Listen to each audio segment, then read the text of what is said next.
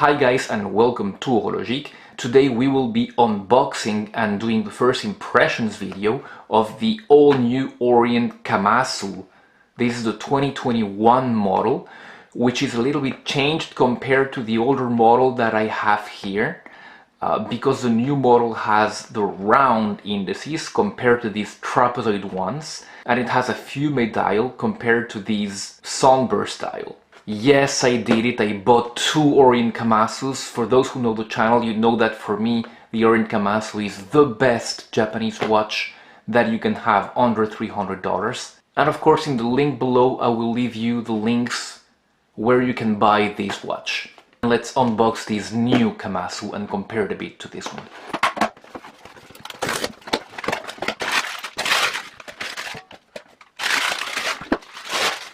We have the older, usual Orient box, nothing unusual up to here.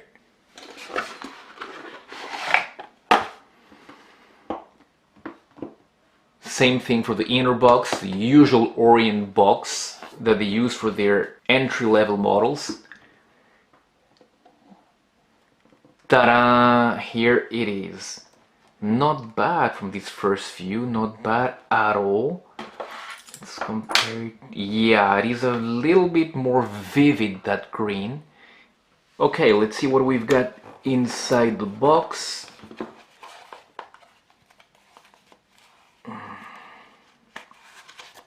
It's packed pretty tight in there. Okay, we've got the instruction manual, alright, and we've got the international warranty. Now let's get all the plastics out of this one and we'll see what we've got.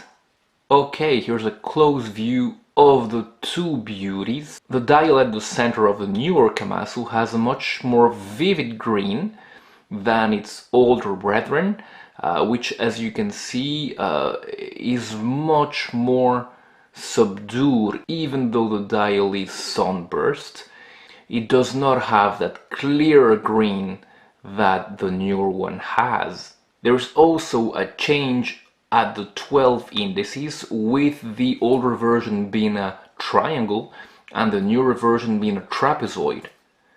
Besides from that, the cases, the movements, the bracelet, everything, the crowns, everything is exactly the same, even to the back. The back, we have exactly the same back as the older version. Let's measure the watch. It should be exactly the same as the older version. So we've got a 41 millimeter in diameter by a 12.9 in height by a 46.6, so it's pretty contained. And we've got, as the version before, we've got a 22 in log width, and the bracelet tapers from 22 to 20. And at the clasp, we've got a 21.5. So yeah, the bracelet, it is nice enough, a 3-link style. If these are real links or just one link pretending to be 3, I am not certain. But what I am sure is that it looks good, the brushing looks good. It is solid link, but the end links are not solid. And you do not have screws, you just have pins. If you look at the clasp is good, it is signed, it is nice looking as well. But, and even though it has a double deployment safety, it is just pressed. It is pressed all over. But you at least have 4 levels of micro adjustment, which is not bad.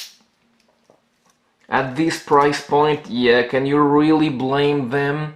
When I reviewed this one, I said that the only bad thing about this watch was this pretty cheap bracelet. I still maintain that.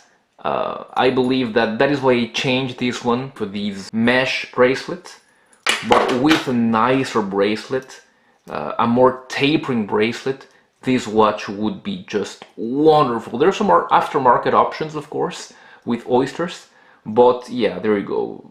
I am sure you can get bracelets for this watch for very reasonable prices.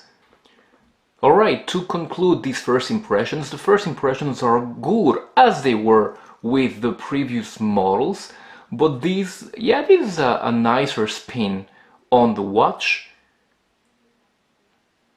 a refresh on the look that I believe was maybe not that needed, but it is not too bad. I wish they had done something with the bracelet.